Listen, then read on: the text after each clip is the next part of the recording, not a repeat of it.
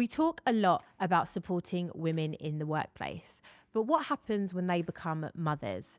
For too many, returning to work feels less like a welcome back and more like being quietly pushed out. In today's episode of the All Inclusive podcast, I'm joined by Clare Radford, business psychologist and founder of And Culture Consulting.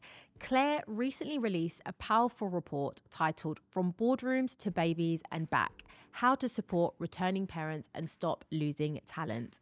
This report uncovers the hidden struggles women face when returning from maternity leave and what organisations can do to fix it. From poor line manager support to feelings of anxiety, guilt, and being seen as a burden, the data in this report is eye-opening. As a working mother myself, this conversation really hit home.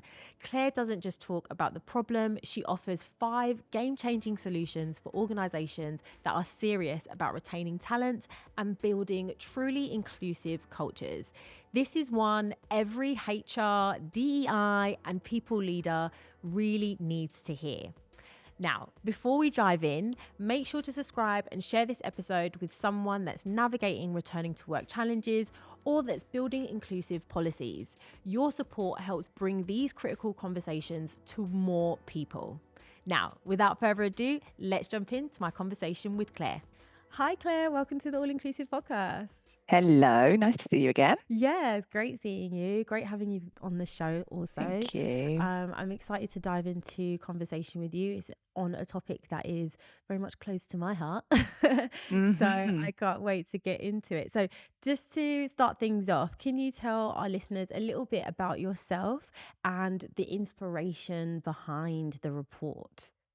Yes, absolutely. First of all, thank you for having me. It's lovely to be here. So I'm Clare Radford. I am a business psychologist, which generally means I'm interested in helping to improve working lives through looking at things like organizational culture and how people are treated at work. But I'm also a mom. I'm a mom to 2 little ones, a 6 and a 4-year-old, and I had to not great experiences of returning back to work, shall we say. And in particular, after my daughter was born, that's my first child, I just felt like I was treated completely differently as a result of going off on maternity leave and coming back to work. And I suppose that got me interested in the topic of how are we treating women when they come back from maternity leave, given that it's something that affects so many of us in the UK. I just began to become interested in what other people were experiencing. Oh, awesome. And it's such a fantastic report. And we're going to get stuck into some of those key findings. But um, it sounds this sparked based on your own personal experience. I also had similar experience a little Mhm. bit in returning back from work. And that actually what sparked me to create the podcast. So I completely kind of resonate there. But where did you see it being a case of, okay, this isn't just my own personal experience here, like I've just had a bad experience, or this particular company hasn't really done everything it should have done, or haven't really felt supported here? Where did you see that actually it's more than just me and it's potentially a systemic issues and there's thousands Mm. more women like me in this situation? Yeah, well, like most great things, I started to notice in the pub with friends, just having conversations, that everyone seemed to have a story about returning to work. So much like yourself, all the other mums I knew were talking about how they were treated when they returned to work. So I started to get a little bit of, information informally. And then I moved roles. I went in-house as a head of talent for a large UK organisation. And in that role, it was my job to keep an eye on our talent throughout the life cycle and see what was happening, who's on the talent lists, who's not. And that's probably when I started to notice there's something going on here with the moms that are returning to work who were seen as, high potential talent before they went off, were almost quietly disappearing when they returned back to work. That's awesome. And I also had a very kind of similar thing. You're just chatting with friends. You Hmm. do get a sense of that it's overall it's always going to be a bit tricky returning back into work. But actually a lot of the things that I heard from my friends were very much more than just, oh, this is a bit hard, Hmm. right? So the report that you've released, it's packed with so much information, so many good snippets, good findings, stories. So what would you say are the key standout findings in the report that you've got here? Ooh, okay. I mean, there's loads, as you say. I guess if I had to pick some stats out for you, I suppose I was surprised by the fact that 70% of the women we spoke to experience stress, anxiety, or even dread when they're returning to work. If you think about how many women are affected by that, that's a huge number of people who are experiencing emotional symptoms strong enough to probably make them ill. So I thought that was really shocking. And then of all the women we spoke to, more than half of them felt unsupported when they went back to work. So they had a negative experience. And I think that really surprised me as well. You would hope that the vast majority of people would have a great time returning to work. And actually, the opposite is probably true. So those would be the hard stats that kind of stick in my head. But I suppose the overwhelming sentiment that really stuck with me is the attitude towards women. And the pervasive attitude that I seem to uncover through this collection of data was that women returning to work are a nuisance, and that's Mm. at best. They're a bit of a nuisance, they're to be tolerated.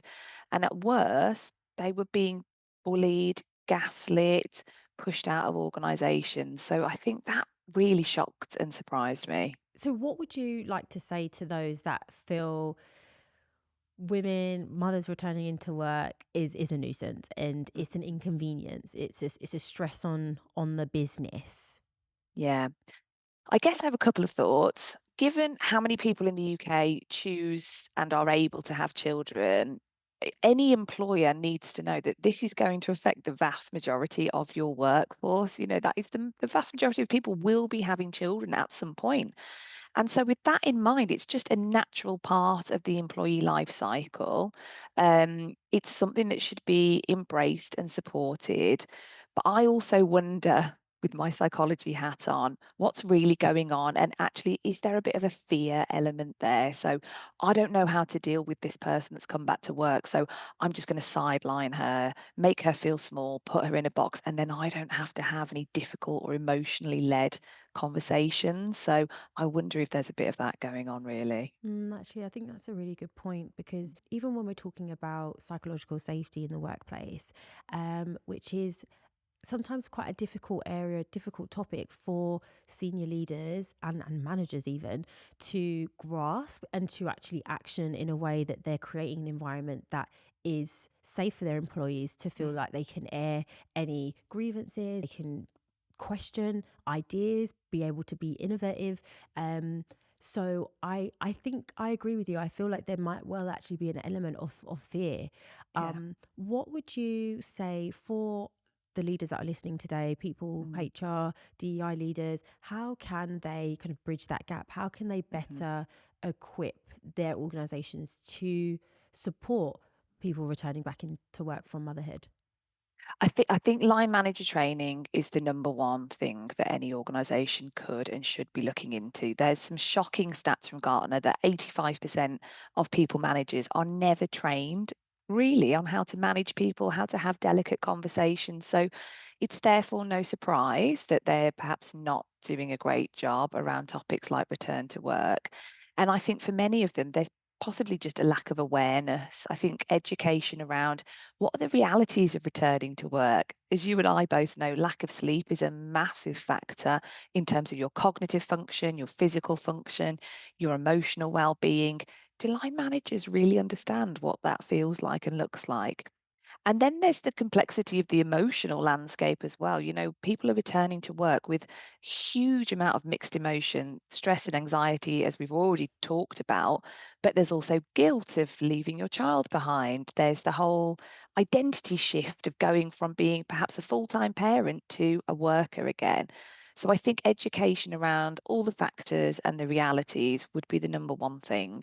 And then helpline managers, how to have a really good return to work conversation, how to think about supporting someone properly that might be coming back into the workplace as well. That's awesome. So you've spoken to thousands of women, you've worked with organizations also. What does good look like? What Mm. are some key pillars or key strategies that you've seen in organizations that work really well? Mhm. Well, the report has in it 5 game changers. Line manager education is number one of those. But I'll just quickly run through some of the other things that I see as making up a really positive return to work experience. So, number two is flexible working. And I don't just mean having a really good policy written down on paper.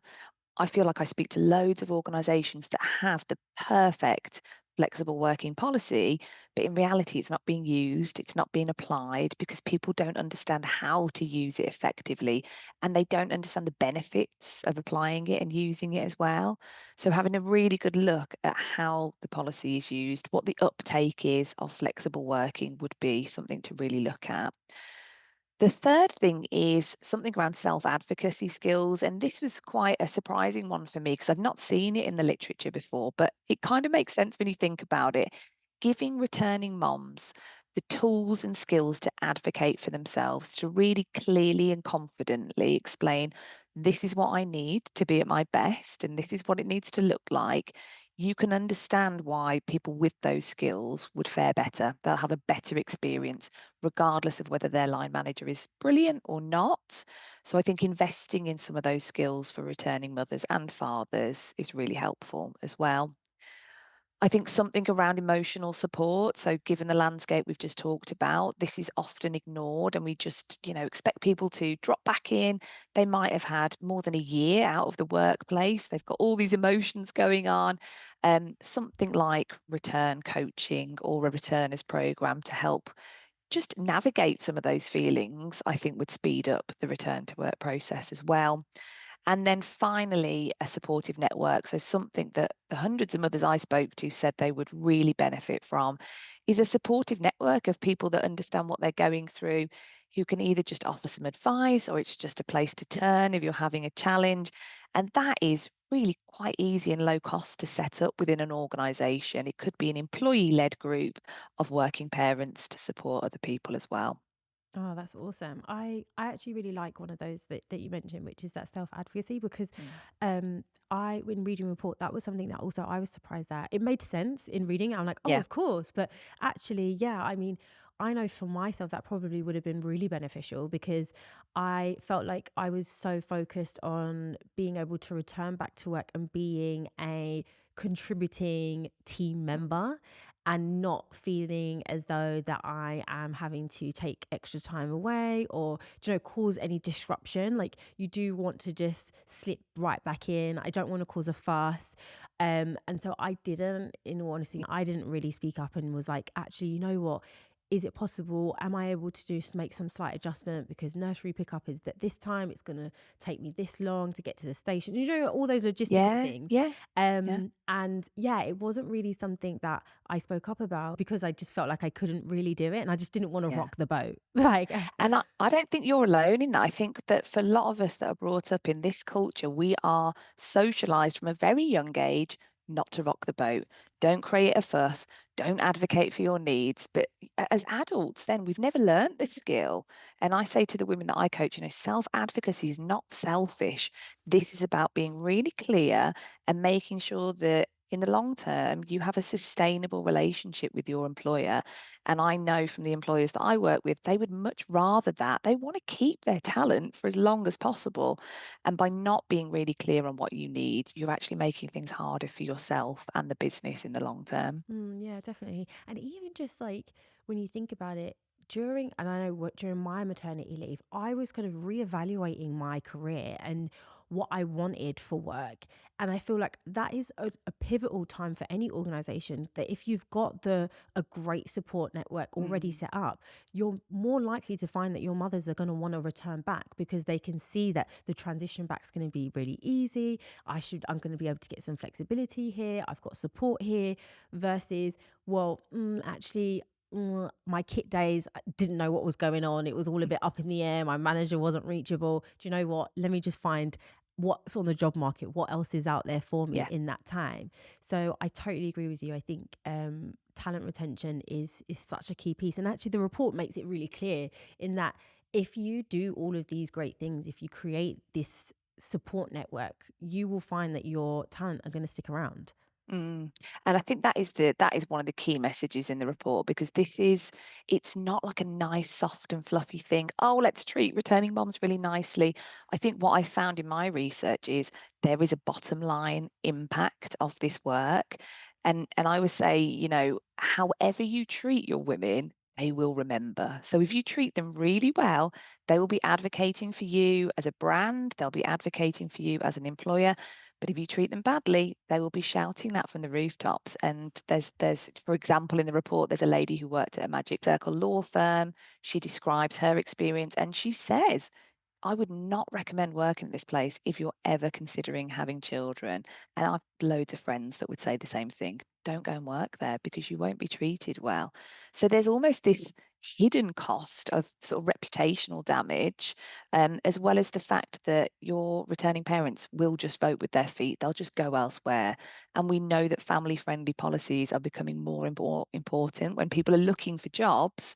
Okay, they need to look for salaries and benefits, but are they going to be family friendly? What's the culture like? That stuff is getting more important in those decisions as well. Yeah. Well, I mean, I just want to say, Claire, thank you so much for putting in the work, doing the research, and putting this report together. I think it's going to be so impactful for so many, not just mothers returning into work, but also organizations to better Mm, their places of work and to ensure that everyone feels like, actually, you know what, I can take some time away, I can care for my newborn and return back with the support behind me. yeah. I think that's what we're all looking for because if you don't do it, like you said, they're going to tell others and it's not Yes. going to be great. Yeah, absolutely. Thank you. I mean, it's been a real honour to collect and hear all these women's stories. So now I'm just hoping that organisations take note.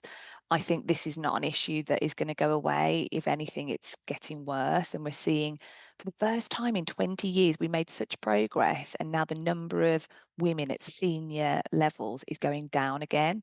So we're kind of going into reverse. I think these problems are going to just add to that. If anyone listening is part of a business or an organization or a leadership team, don't ignore this problem. Just have a think about what it might look like in your business before it becomes a real issue. Awesome. Well, Claire, I mean, I've thoroughly enjoyed our conversation today.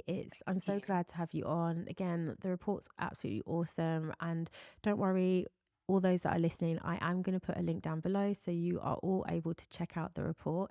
And also, Claire, if anyone wants to connect with you directly, have any questions, learn a little bit more, how can they do that? They can absolutely do that. You can follow me on LinkedIn. I'm Clare Radford UK. Also, we'll drop my contact details as part of the report that you share as well. Oh, that's awesome. And so, Thank you. Claire, just before we do wrap up, I like to give a lasting point or comment for our listeners to take away. So, Mm. if you had one thing that you would want our listeners to take away from this conversation today, what would it be? Oh, I think I would probably broaden out the topic a little bit and say, just be really mindful how you treat others, because everybody's got something going on. And I talk about these moments that matter as part of an employee life cycle, whether they're caring for others, whether they're returning from mat leave, maybe there's fertility issues or a death in the family. I think you never know really what is going on for an individual, both in and outside of work. So tread carefully, lead with empathy. And although that does sound quite soft and fluffy, there is a bottom line impact. How you treat your staff will come back to you, whether that's positive or negative. Oh, that's awesome. Great, great takeaway there, Claire. Well, once Thank again, you. thank you so much for joining me on the show and can't wait to see what this report gives up to you in the future. Thank you, Natasha.